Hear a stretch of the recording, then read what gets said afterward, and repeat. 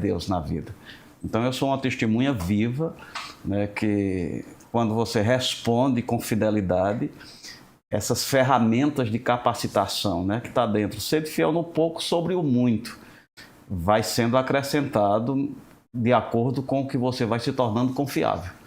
Então, muito do que eu faço, do que eu entendo, veio como resposta a uma obediência a coisas simples, né? Ser medida cheia nas oportunidades. Eu vejo que pessoas, às vezes, congregam em um lugar e elas ficam esperando sem fazer nada, né? Que alguém veja elas, né? E que conceda as oportunidades que eles imaginam. Quando em todo lugar que a gente está, eu digo, tem um grupo de necessidade que ninguém quer encher. E se você tiver um coração de servo mesmo, querendo ser útil, você logo vai encontrar esse lugar onde dá para você começar. E começando vai tocar nessa capacitação.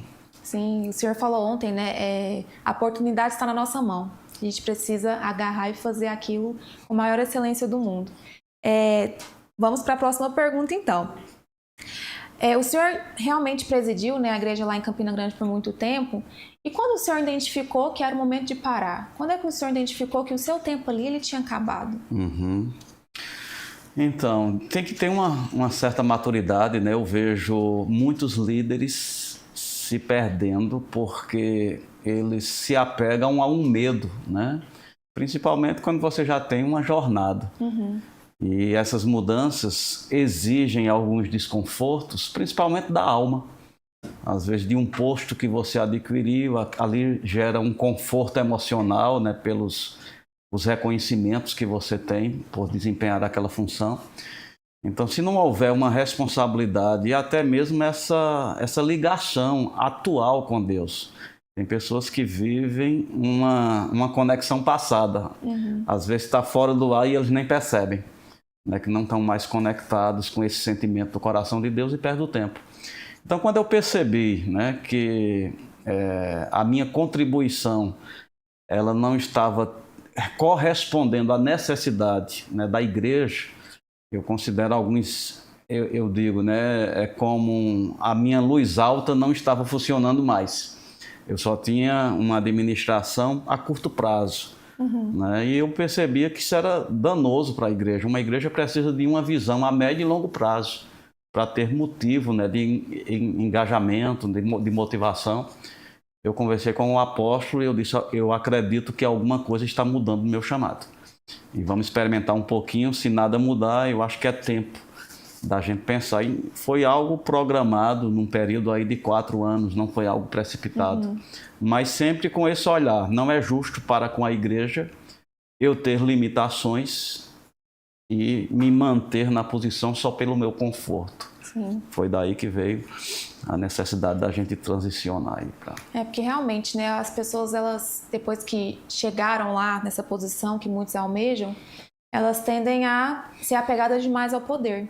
E só um ministro que está realmente qualificado, maduro, ele entende que ele é útil, ele é necessário onde Deus quer que seja necessário que ele esteja lá, né?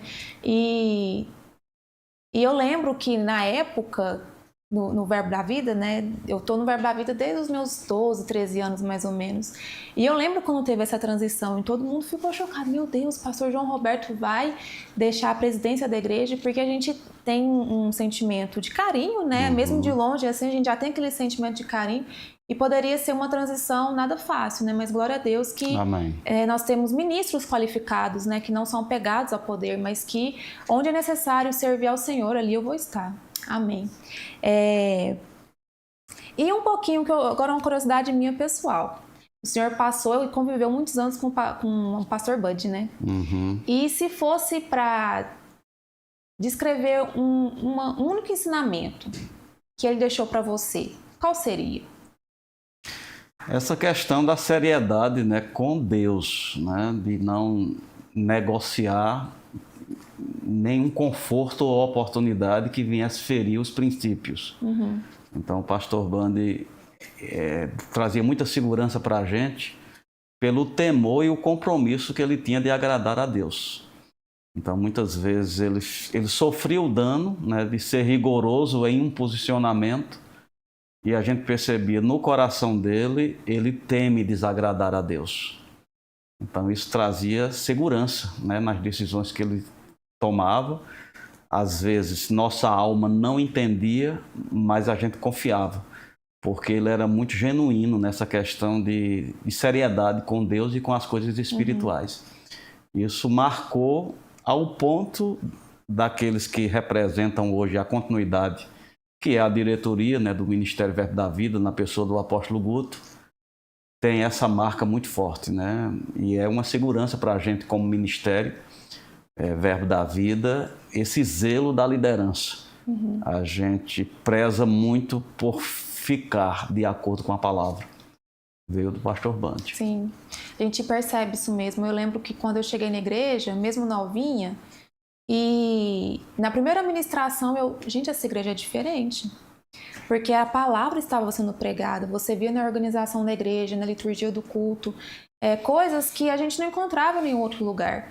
E é perceptível mesmo, né, que esse exemplo que o pastor Bud deixou, ele arrasta mesmo, né, e foi contagiando todas as igrejas do Verbo da Vida. É uma bênção. Amém.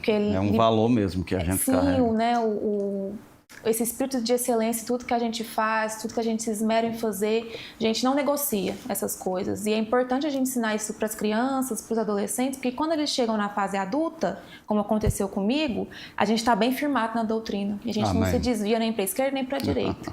Então, assim, eu sou muito grata. Temos uma colheita assim, poderosa nos nossos jovens, né?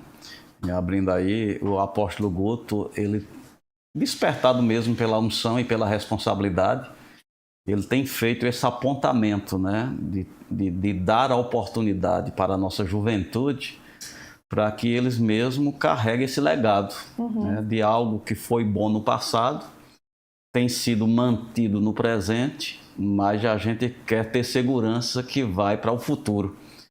E ele vê isso nos nossos jovens, tanto é que iniciou uma coordenação específica para esse trabalho e tem dado muito certo. Tem dado muito certo. Eu sou muito grata mesmo. A igreja aqui, o pessoal esteve no JPN, lá em Taguatinga, em Brasília, e foi uma bênção.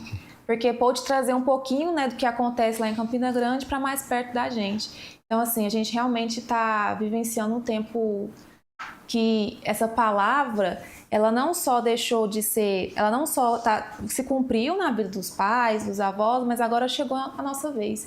E aí a gente está correndo essa carreira com mais velocidade e mais assertiva, né? Porque a gente não precisa errar nas coisas que os nossos pais erraram, nossos avós erraram. Então a gente consegue ser mais eficaz. E eu sou muito grata. Amém, é a nossa expectativa. Amém. Eu tenho uma pergunta, pastor, que é o seguinte... o senhor falou muito na aula ontem também sobre essa questão trouxe alguns testemunhos, né, que tudo aconteceu em Campina Grande. E o senhor estava falando sobre algumas pessoas que tiveram a oportunidade de terem sido levantadas, mas elas não foram, porque se encontraram em alguma área da vida, encontraram em alguma área da vida um motivo de... Acho que não vai dar certo aqui, é melhor a gente esperar um pouquinho, treinar mais um pouco, e aí sim pode ser levantado para o ministério. E nesse sentido, o que você acha sobre o levantamento de ministros? Quando ele é postergado demais ou quando ele é adiantado demais? Qual as consequências que isso pode trazer na vida das pessoas como corpo e também na vida do liderado, né, em questão? Então tem duas situações, né? Tem a parte do líder, né, maior, que está sobre aquele comando, na possibilidade de levantar pessoas, deve ter mesmo essa sintonia, essa responsabilidade e esse compromisso. Eu falo mais no ofício do pastor, né, dessa responsabilidade que a gente tem como pai. Com os nossos filhos, muitas vezes a gente abre mão do conforto de tê-los perto com o propósito de capacitá-los. Então, mesmo que eles vá para outra cidade, a gente descansa, porque a gente quer ver o bem deles. Muitas vezes, líderes se tornam possessivos e eles não têm essa mesma visão de filho, né? Às vezes, ele passa do tempo pensando no benefício próprio, de tirar proveito de um serviço e não promove no tempo certo aquele crescimento. Isso é uma deficiência da liderança. Mas tem outros casos, né, como foi apontado ontem, Jesus amou aquele homem ao ponto de dar para ele instruções, uma coisa te falta, e pontuou o que faltava. Mas disse que ele ficou contrariado, né, e não acolheu aquela orientação. Tem pessoas que elas não aceitam as correções, elas ficam obstinadas e querem avançar mesmo sem as mudanças necessárias. Então esse aí vai passar um tempo e vai ter consequência, mas a culpa é da própria pessoa. Então tem esse lado. Tem o lado de ser levantado cedo demais. A Bíblia diz que você não pode levantar o neófito, que é o inexperiente, porque ele vai se ensoberbecer. Então, quando você dá responsabilidades demais a alguém que ainda não tem estrutura para administrar, provavelmente ele vai errar pela imaturidade. Então, tem que ter mesmo essa responsabilidade de conduzir como filho, né? Você não dá um carro para um filho que não tem idade de ser habilitado. Você não faz isso, não é porque não quer o bem dele, você está preservando. Sim, é importante, né, essa questão de levantar neófitos, né, pessoas que não estão experimentadas ainda o suficiente, porque uma vez levantadas, não é um dano só para a vida daquele casal, né, daquele líder, mas para uma igreja inteira, né, de uma comunidade inteira. Mudando um pouquinho de assunto, pastor, como é que anda a área de missões na sua vida? Às vezes a gente olha assim, às vezes pelo Instagram, vê vocês viajando, você, Janaína, né, sua esposa, esse chamado do Senhor, né, no tocante missões, como é está atualmente? Então, no Ministério Verbo da Vida, o pastor tinha um cuidado muito grande com esse nome, né? Missão, missionário. Ele não permitia que um ministro itinerante, né, se auto-intitulasse missionário, porque para ele missão ou missões em uma igreja está ligado a algo além da cultura, seja em outro país ou em outra cultura. Então, isso é o que classifica um missionário no nosso ministério. A gente só nomeia assim. Eu celebro por missões, né? Mas não percebo as ferramentas de um missionário. Meu trabalho hoje está mais sendo itinerante, né? Por mais que quisesse continuar congregando na igreja sede, né, embaixo do pastor Tiago, minha vida hoje está bem preenchida com atuações fora, né? Viajo muito. Não é um trabalho missionário, mas é itinerante. Então, hoje, meu chamado está se expressando nessa atuação, né? Em igrejas, escolas. Eu vejo mesmo que Deus tinha esse propósito, né? Por muito tempo, até o pastor Bando me nomeava pastor de pastores. E eu vejo que essa responsabilidade hoje está nessa atuação, né? De apoiar trabalho, de apoiar novos ministros, e poder ser uma influência para novos grupos. Tanto eu como Janaína tem tido essa abertura e a gente tem aproveitado. É uma bênção mesmo, é perceptível isso, né? De vocês, depois de tantos anos adquirindo bagagem e agora podem ajudar outros ministros, né? É uma bênção. Por isso que o senhor está aqui também, né? Nos ensinando na escola de ministros. Amém. E pastor, o senhor já se encontrou incapacitado em algum momento da sua vida? Tem uma graça da parte de Deus, né, que eu me considero, assim, todo filho de Deus, ele tem esse privilégio, né? Que essa graça, ela preenche de uma forma que não deixa o que você está com a responsabilidade de fazer pesado ao ponto de comprometer sua vida. Pessoas que dizem que está pesado demais, pode ter certeza, ele está fora da graça. Sim. Porque independente da grandeza para aquilo que Deus te chamou, tem uma graça à altura. Quando eu fui levantado, né, como pastor da igreja de Campina Grande, a igreja lá tinha um desafio, que era da construção.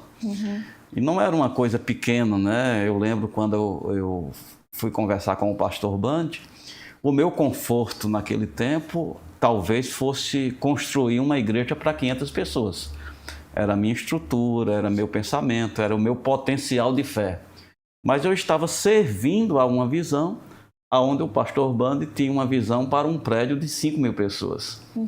Então, tinha uma graça para enfrentar esse desafio que nunca me deixou desconfortável. talvez poucos momentos, né, em que estive frio, aí sim, aquelas funções pesam.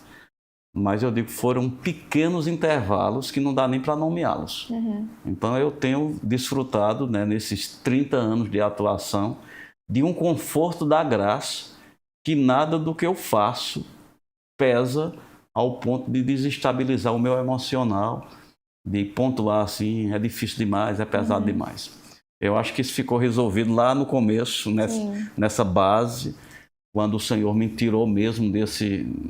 Eu gosto de sempre lembrar, né, de um charco horrível de lodo. Foi de lá que Deus me tirou e Ele me deu essa instrução: nunca diga não a uma oportunidade. Então eu fiquei viciado, né, em confiar que vai dar certo e tenho descansado nisso até hoje. Que bom que o senhor mencionou isso, porque eu vejo, principalmente acho que na geração de modo geral e também na atualidade, um problema muito grande com a saúde mental. De não conseguir vencer problemas que não tá nas circunstâncias naturais, né, mas está dentro da cabeça de cada um, dentro da mente. E o senhor citou algo importante, que o senhor conseguiu resolver isso lá no começo da caminhada, para que isso não te atrapalhasse depois. Se fosse um conselho para pastores, líderes que estão à frente de comunidades, né, de pessoas, qual conselho o senhor daria nessa área da saúde mental? Por questão de autoimagem mesmo, de autoestima, de reconhecer e confiar em Deus, por exemplo? Eu creio que tem como base, né, o que a Bíblia diz lá em Provérbios: reconhece o Senhor em todos os teus caminhos. Então é se manter próximo. Eu acho que há um risco, que é uma proclamação de independência de Deus, que muitos ministros desenvolvem, principalmente na maturidade. Então eles se estribam no próprio entendimento e começam a desenvolver uma obra pessoal paralela, por mais que ainda esteja ligado a ministério, igreja, obra de Deus e pregação, ele ganhou uma autonomia. Aí nisso ele está sozinho. E naquilo que ele está sozinho, ele vai lidar com essas circunstâncias que muitos ministros têm tido esse peso emocional ao ponto de comprometer sua saúde, e muitos deles mental mesmo. Sim. E fica essa imagem negativa, né, que o ministério é pesado demais, que muitos pastores estão deprimidos. Eu não considero que estava no script de Deus, não. Foram consequências adquiridas por desvios, né, de se estribar no próprio entendimento, que é muito sugestivo na vida ministerial. Se a gente não tiver mesmo esse apego, esse zelo de cultivar essa dependência de Deus, você pega essas bifurcações facilmente. Sim.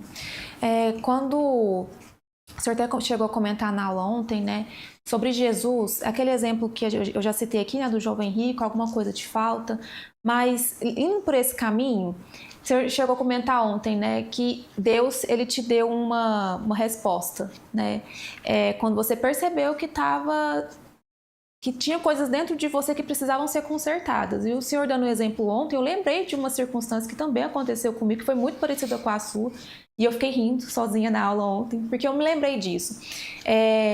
Eu vou contar aqui rapidamente. Um dia eu saindo da igreja e tinha uma criança na porta da igreja chorando muito. Ela estava chorando assim, descontrolada.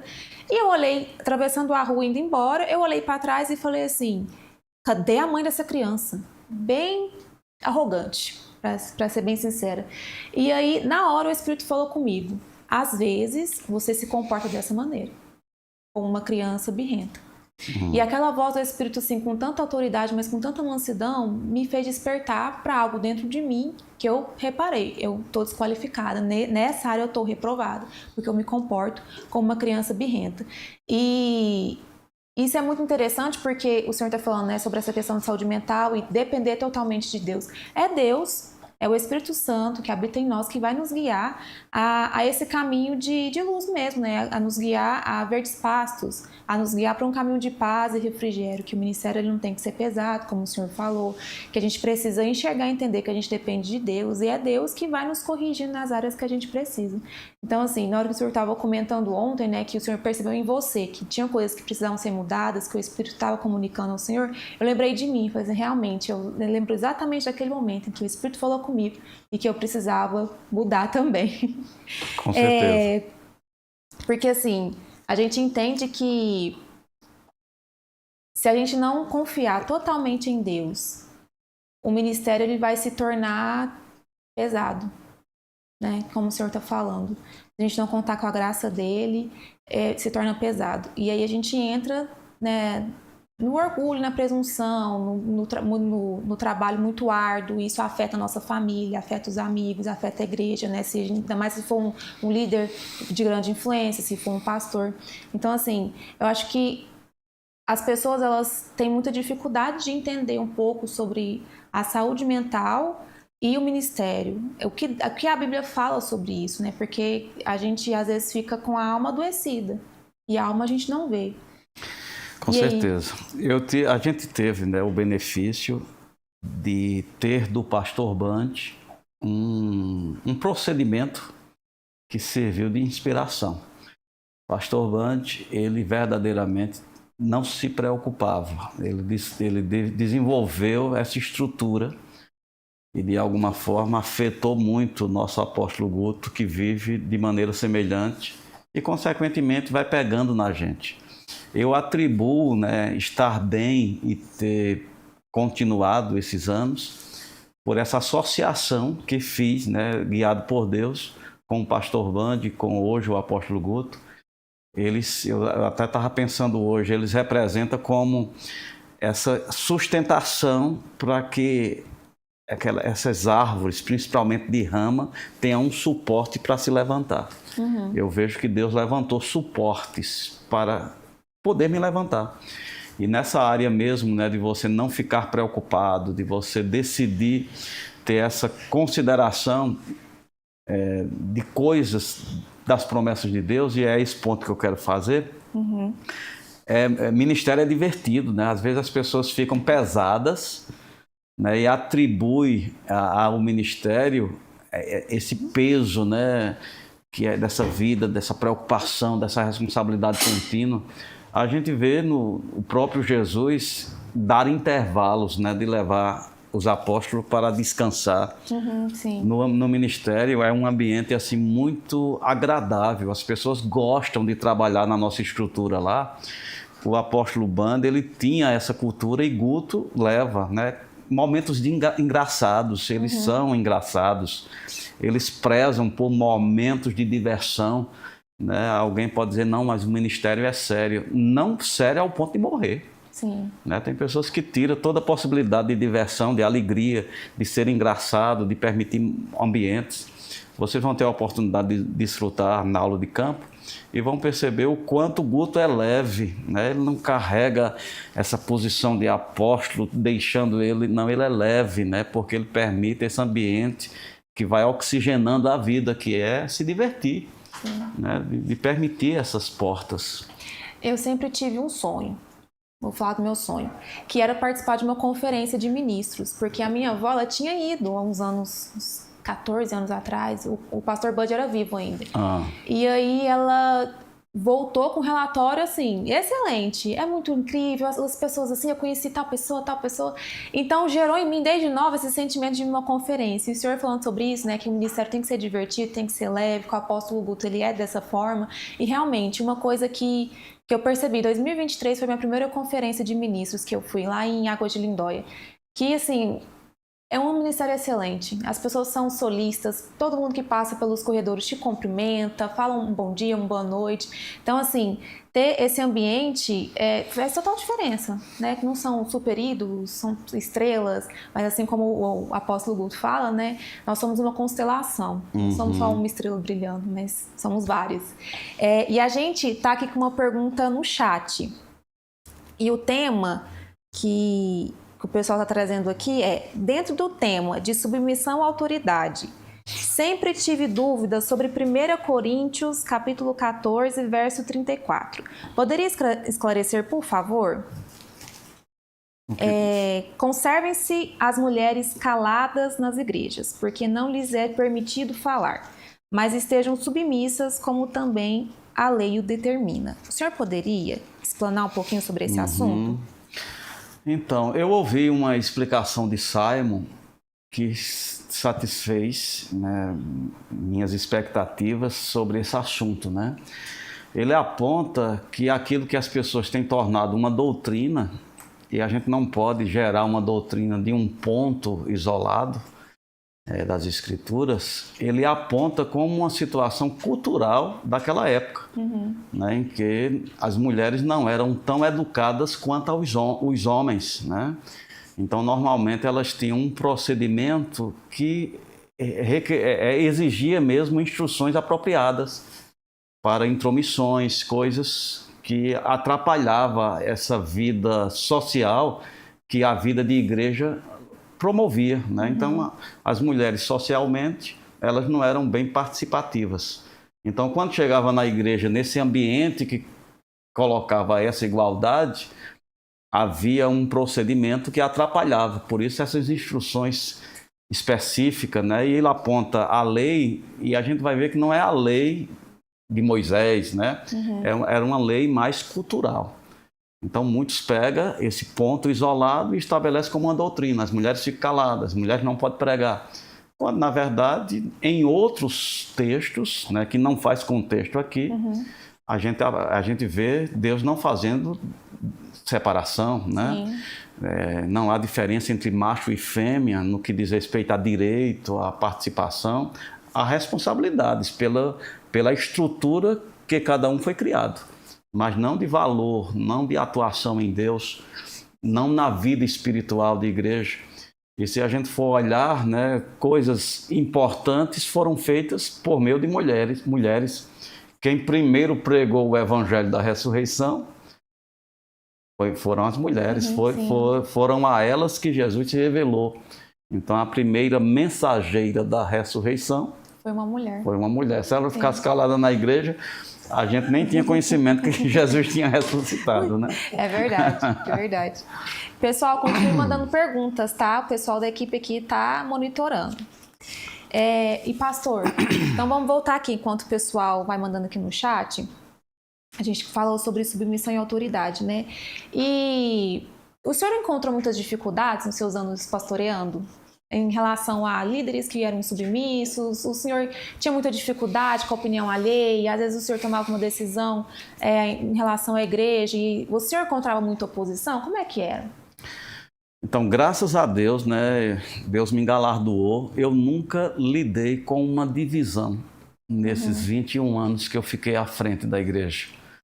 Praticamente as pessoas que me cercaram, principalmente nessa parte de liderança, diretoria, eram as mesmas 20 anos depois. Então, eu fui galardoado, né? E eu falo, não sei se vai dar tempo de falar nessa matéria, mas semeadura traz colheita. Sim. Quando eu fui um auxiliar, eu semeei fidelidade, honra. Então, quando chegou a minha vez de colher, eu não colhi diferente. Eu tive bons seguidores, né, submissos, que apoiaram. Agora, é certo que a gente lida, né, com desconfortos, né, que pessoas que chegam e muitas vezes vêm com um sentimento errado. Eu tive muita dificuldade de administrar imaturidades nos relacionamentos, né, pessoas que chegavam com esse espírito competitivo e causava divisão no grupo. Então, com esses eu sofri, né? Na construção mesmo, que se fazia necessário trazer pessoas até inexperientes espiritualmente, pela necessidade de profissionais que a gente tinha. Né? Então, não podia olhar muito para esse lado espiritual do profissional. A gente precisava dele na equipe por causa da especialização dele. Essa imaturidade de soberba, né? de ser como eu quero, me trazia muita dificuldade em conciliar, né, todas as opiniões para um fim pacífico, que às vezes a gente tem que ceder para poder chegar num objetivo. Essa parte me incomodava bastante, me fazia sofrer em ter que lidar com embates carnais, né, pessoas carnais. Sim. Que ficavam fortes nos seus posicionamentos, até em detrimento de outrem. Por vaidade, isso era um ponto difícil para mim. Eu concordo com o senhor, porque eu pareço um pouco com o senhor nesse sentido. Tenho muita dificuldade de de olhar para o erro do outro e falar, mas você está errando nisso? Meu, dá algo tão simples, melhore, sabe? Então, a gente precisa ter essa humildade mesmo de reconhecer que cada um está num estágio, em uma área que eu sou mais forte e o outro é mais fraco, né? E eu esqueci a próxima pergunta. Vai fluindo aí. Me deu um branco aqui agora, já estava aqui na cabeça. O senhor estava falando sobre o... Ah, lembrei. Continuando falando desse assunto, né, de dentro da igreja, assim, uma pessoa que ela se encontra desqualificada, como ela pode se requalificar novamente? Quais os conselhos o senhor daria para um ministro, para um líder, enfim, para um pastor que se encontrou desqualificado? E agora, o que eu faço? Me arrependi. Que caminho eu devo seguir? É um pouco difícil, mas se conseguir, é o que se espera, né? É o arrependimento com fruto. Não estou dizendo humilhação, mas quando você quer continuar sem rever aonde errou, eu digo, o líder vai se sentir inseguro nessas próximas oportunidades. Mas quando você vê esse quebrantamento, né, esse olhar responsável, ao ponto dele mesmo apontar, não, eu reconheço que errei, estou pronto para começar. E esse começo é aquele começo vazio de pretensões. Porque quando as pessoas elas usam do argumento do arrependimento para exigir essa próxima oportunidade, eu acho que o arrependimento ele não foi maduro, não. Sim. Quando há essa entrega, né, essa devoção, e a gente teve muito sucesso com pessoas recuperadas de quadros difíceis demais. E o ponto número 1 para ser a base para erguer essa nova estrutura era essa entrega sem pretensão. Era esse entendimento, eu quero voltar para a minha posição em Deus, por Deus. E se isso vai resultar em algum benefício para mim, amém. Mas eu estou voltando por Deus, eu estou voltando porque eu quero encher esse lugar que Deus tem expectativa na minha vida. Essa leveza de aproximação possibilita reerguer essa nova oportunidade que se apresenta. Talvez não seja no tempo que a alma, né? Muitas pessoas não conseguem se dar bem no reino de Deus porque a alma dela tem um ritmo. E o ritmo da alma Deus não responde. É por isso que a Bíblia diz que a perseverança ela tem que ter ação completa. E só o Espírito consegue perseverar. A alma ela vai fazer por um tempo, mas vai cansar. Então, se houver essa perseverança nessa mudança proposta, vai dar certo. Amém. Eu lembro que, lendo o livro Qualificados, o Tony Cook ele vai falar da passagem que Jesus ele entra no templo e percebe o que está acontecendo ali, e Jesus ele expulsa os cambistas, e a Bíblia vai dizer que aí os enfermos puderam chegar até ele e Jesus conseguiu curar. E aí o Senhor estava falando ontem, né, sobre às vezes Deus não consegue derramar mais unção sobre a nossa vida, às vezes a gente não consegue ir em níveis mais profundos em Deus, porque tem coisas na gente que a gente ainda precisa mudar. E eu me lembrei dessa passagem na hora, porque Jesus também estava ali, chegou naquela situação e tinham pessoas que precisavam, mas Deus não podia fazer nada, porque aquela corrupção precisava sair dali. E teve momentos na sua vida que o Senhor percebeu essa fase, assim, essa situação de que a gente precisa mudar algumas coisas aqui, porque o fluir de Deus está sendo interrompido, como o Senhor falou na aula ontem, né? Será que Deus está nos resistindo? E eu fiquei com essa pergunta na cabeça, será que Deus está me resistindo? Será que tem algo que eu preciso mudar pessoalmente, né? Mas pensando em ministério, pensando na igreja local, o Senhor já passou por um momento como esse? Com certeza, né? Eu até falo aquela colocação lá, eu nasci de novo uma vez, mas já me converti várias vezes, né? Ou seja, sempre que você se depara com um apontamento da parte de Deus, a gente tem a oportunidade de ajustar. E qualquer pessoa que está crescendo em Deus, ele vai lidar com esses processos, né? A gente não pode celebrar a condição que nós estamos como plenitude. O apóstolo Paulo ele dizia, não julgo ter alcançado, mas um alvo eu tenho, né? É prosseguir para alcançar aquilo para o qual Deus imaginou a meu respeito. Então tem uma maturidade, tem uma plenitude. E só vamos chegar lá se tiver mesmo esse entendimento. Eu ando na luz que eu tenho hoje, mas haverá uma iluminação maior que quando eu estiver, talvez eu até reprove condições de hoje. Sim. Né? Então, aquele apontamento que eu falava ontem, né? Eu acredito, não estamos na plenitude da expectativa que Deus tem com a gente na revelação que Ele nos confiou. Eu acho que a gente se limita em uma atuação mais madura do que pode ser o Evangelho, do que pode ser uma igreja. Mas Deus está sendo paciente. Pode ser que a gente não está sendo faltoso ao ponto de estar negligenciando.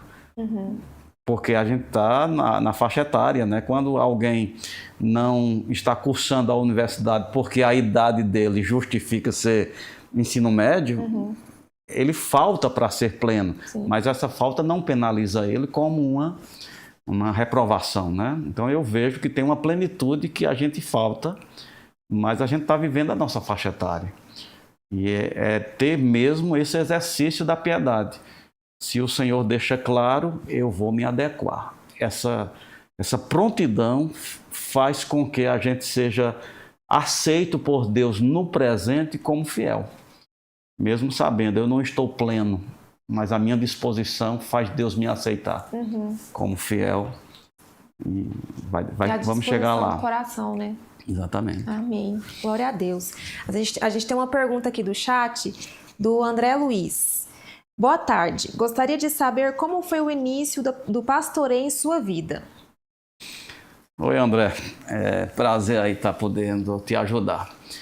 É aquilo que eu falei, né? Eu não posso pontuar o título, a oportunidade, eu tenho as datas. Agora, o processo, quando começou, eu acredito, foi quando eu quis preencher as necessidades.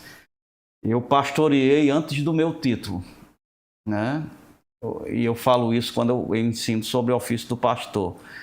Se você está chamado, não esperem ser reconhecido, né? Flua naquilo que você entende que Deus lhe deu. Então, como eu pastoreava sem título? Socorrendo pessoas. Né? Quando eu chegava na igreja, via alguém triste, eu me aproximava, está precisando de alguma coisa.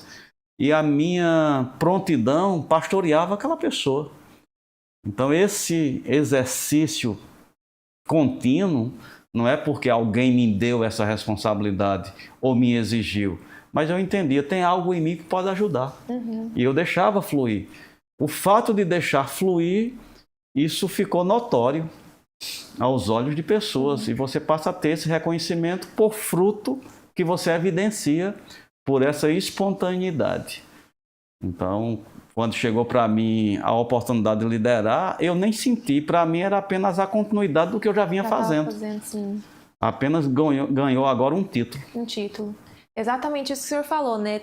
Oportunidades você já tem. Você tem que começar. A gente tem mais uma pergunta. É da Beatriz.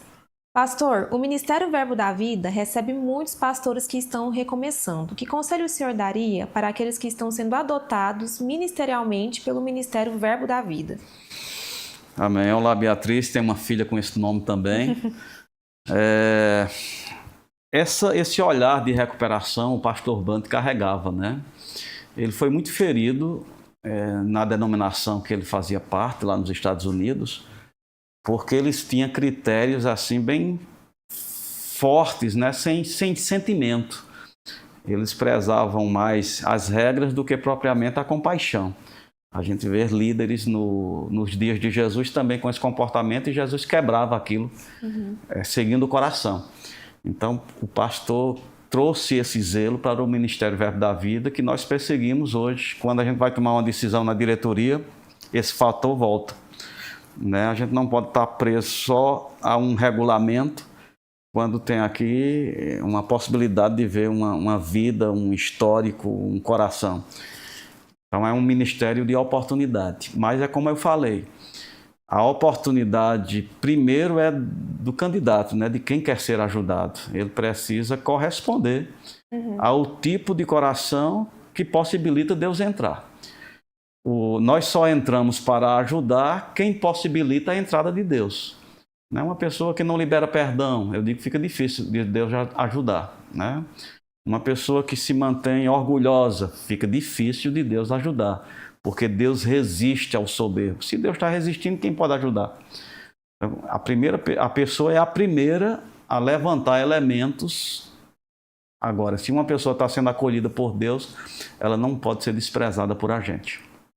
Então há mesmo esse caminho e a gente tem esse olhar. Se a pessoa se esforça, né, em pavimentar essa estrutura, principalmente nas áreas que ela caiu anteriormente, dá segurança para a gente e a gente não tem medo de levantar essa pessoa de novo, não.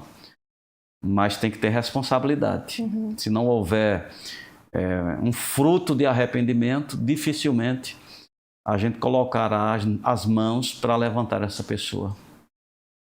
Amém. E agora, pastor, o seguinte... Eu sempre acompanhando toda terça, sempre acompanhando as ministrações do ministério.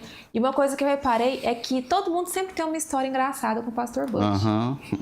Eu queria que o senhor contasse uma pra gente. É o primeiro que viesse na cabeça. Eu não tenho muitas não, porque eu era um pouco esperto, né? Eu descansava nas experiências dos outros. Então eu deixava Herênio errar, eu deixava Moacir errar.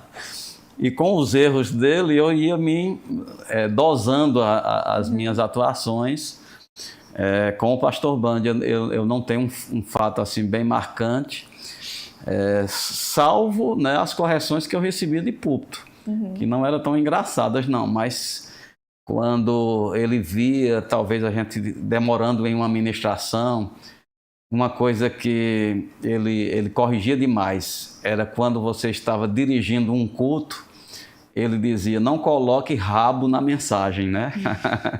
Colocar rabo na mensagem é quem está dirigindo subir lá e dizer, olha, irmãos, eu vi nesse ponto que ele falou, eu entendi isso, e pregar de novo. Então, essa parte ele corrigia de púlpito. Então, a gente ficava muito cauteloso de errar na frente dele.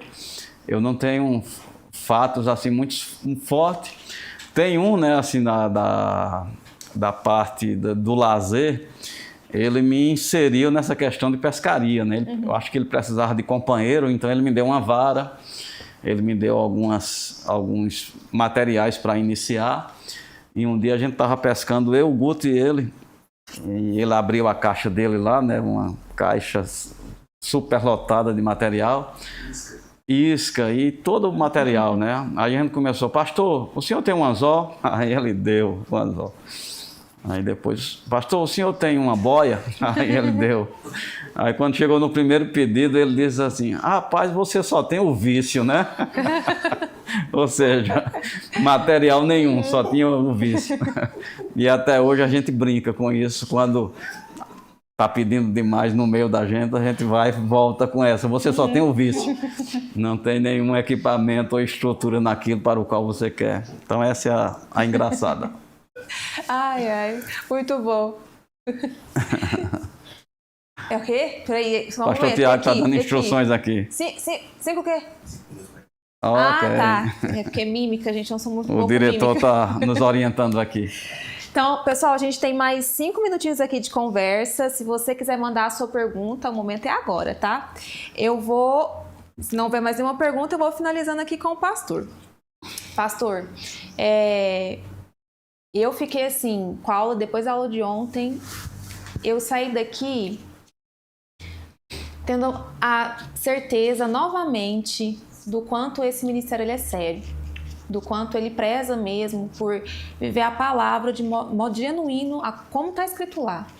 E todos esses anos o ministério trabalhando, fazendo muito para o Senhor, o Senhor olha para trás e qual é o sentimento que vem? Quando o Senhor olha para trás e vê toda essa caminhada que o Senhor teve. Então é de gratidão, né? Eu nunca vi ministério no sentido assim, eu me dei, eu gastei a minha vida. Na verdade, eu recebi uma grande oportunidade. Eu estava perdido, sem nenhuma esperança, e desde a conversão que o Senhor estendeu a mão e me acolheu no corpo de Cristo, então todo o processo de crescimento, de vida ministerial, de unção, né, de oportunidades, eu vejo que sempre eu estive na vantagem.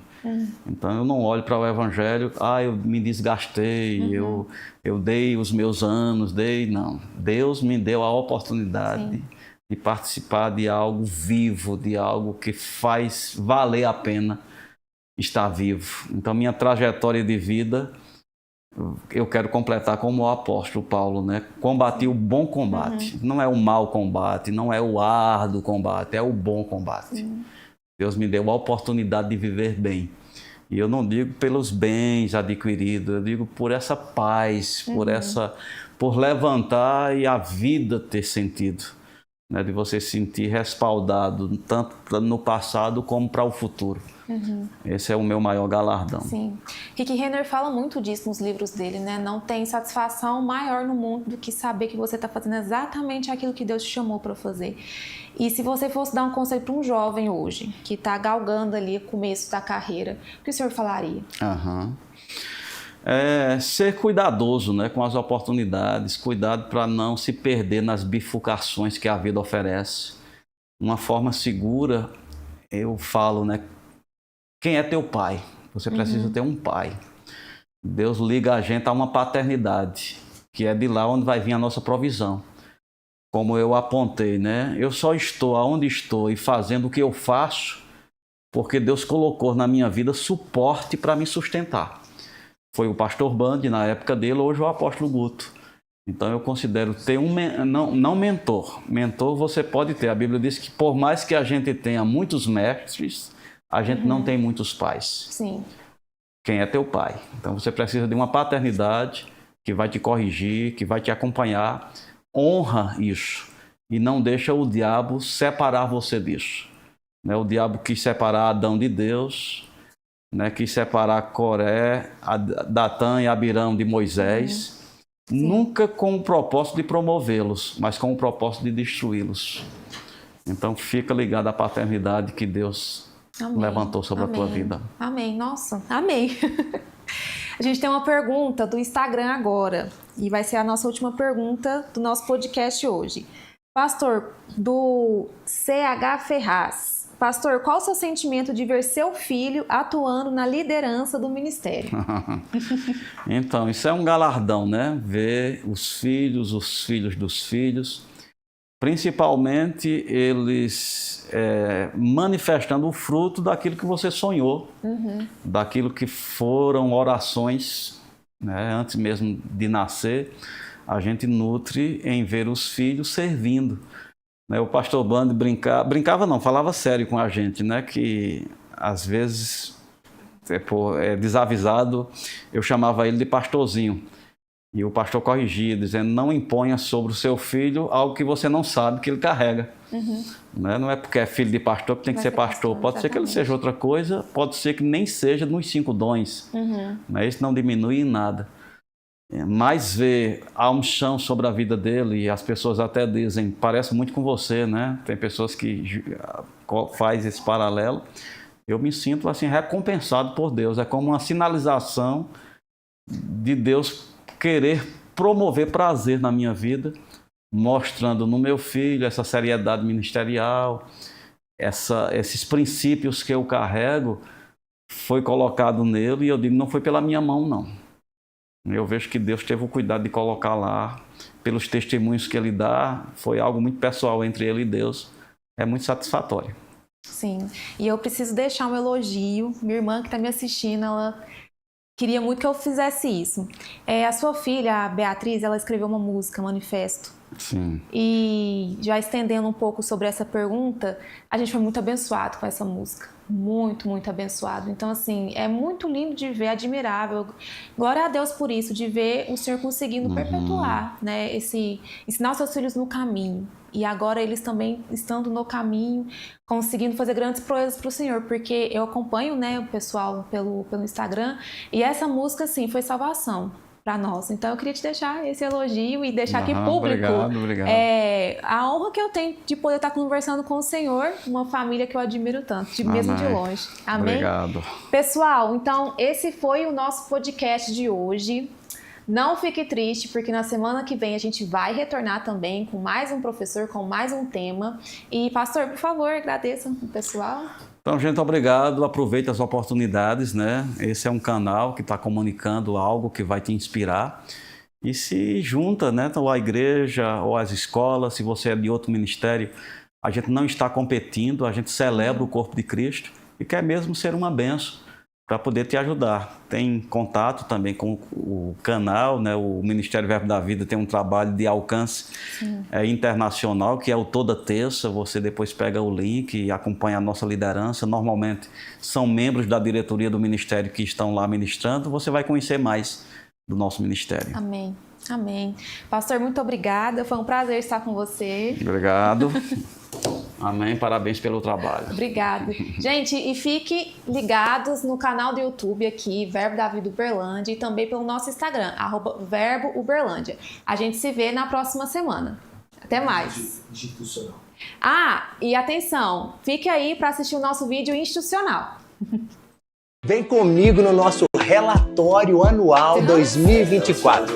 Grandes coisas o Senhor está fazendo no nosso meio, independente dos números, dos dados agora. Nosso maior interesse são famílias, vidas, pessoas conhecendo Jesus Cristo e se firmando, sendo discipuladas no caminho. Mas os números também são importantes. Eu quero que você acompanhe junto com a nossa equipe ministerial cada dado, porque você faz parte junto conosco de todo esse crescimento. Segundo o nosso supervisor e o Ministério Verbo da Vida nos deu a missão de ser em Uberlândia uma plataforma para alcançar todo o Triângulo Mineiro e a região do Sul Goiano. Isso já está acontecendo. Nós já chegamos em Frutal, em Tuiutaba, em Nova Ponte, em vários bairros da cidade, Minas Gerais, Dom Almir e vários outros como Laranjeiras. Até em Goiás nós estamos em Goiatuba, em Edé, em Araguari, em Patos de Minas, no Mansur, dentre muitos outros que nós temos como projeto para esse próximo ano de pontos de pregação. Ou seja, um grande tempo de expansão está acontecendo com o poder da palavra da fé e o amor em toda essa região.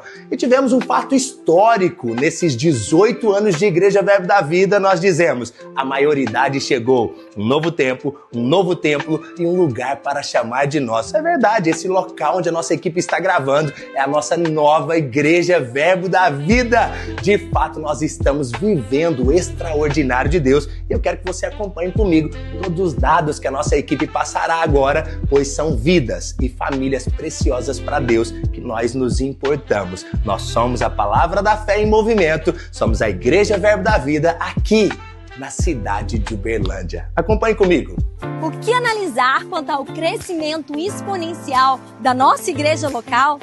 O departamento que recepciona, acompanha e discipula novos membros registrou 99 novas pessoas que decidiram ser Verbo da Vida. E esses se juntaram, somando hoje 359 pessoas, sendo estes 44 batizados nas águas. A nossa igreja vai além das quatro paredes. Somos o Verbo na sociedade. Através do Verbo Social, doamos mais de 80 cestas recheadas de alimentos. Tivemos também evangelismos temáticos em vários bairros da cidade, como a Feijoada com Pagode e o Arrasta Fé. Transformamos ovos de Páscoa na mensagem do Evangelho e várias famílias carentes foram alcançadas e conheceram o nosso Cristo.